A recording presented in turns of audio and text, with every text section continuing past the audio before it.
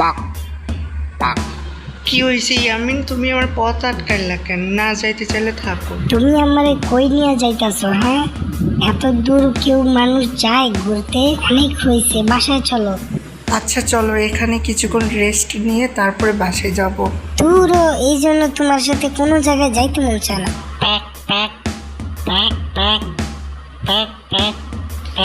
আরে দূর, আমি গেলাম।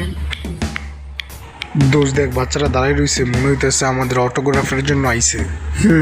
মনে হয় দিয়া দে, বাচ্চা মানুষ। তোমরা দুজন কানে কানে ফিস ফিস করে কি বলতেছো? বাবু তুমি অটোগ্রাফ নিতে আসছো না? আসো অটোগ্রাফ দিই।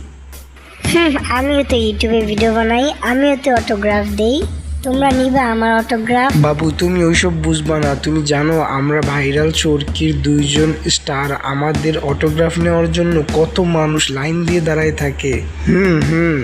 ওইসব ঢং বাদ দাও, আগে আমার অটোগ্রাফ নিতে হবে। আচ্ছা ওটা আগে নে, তারপর আমরা দিতেছি। আচ্ছা বাবু ঠিক আছে, তোমার অটোগ্রাফ দাও আমাদের। D for dolphin. পৃথিবী সুন্দর হোক। এই আমিন, তুমি কি সুমিরে চিনো? ওরে কি দেখছো কোথাও?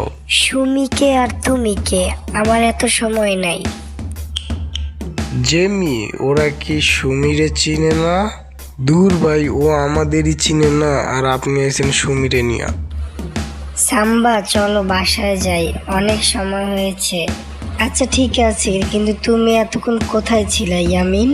ওগুলো অনেক কথা, ওই যে আমরা সেদিন পার্কে গেছিলাম না, ওইখানে 2টা নাকি চরকির কাজ করে, ওদের দুজনের সাথে দেখা হলো, আর একজন সুমিকে বিশ্রাচ্ছিল।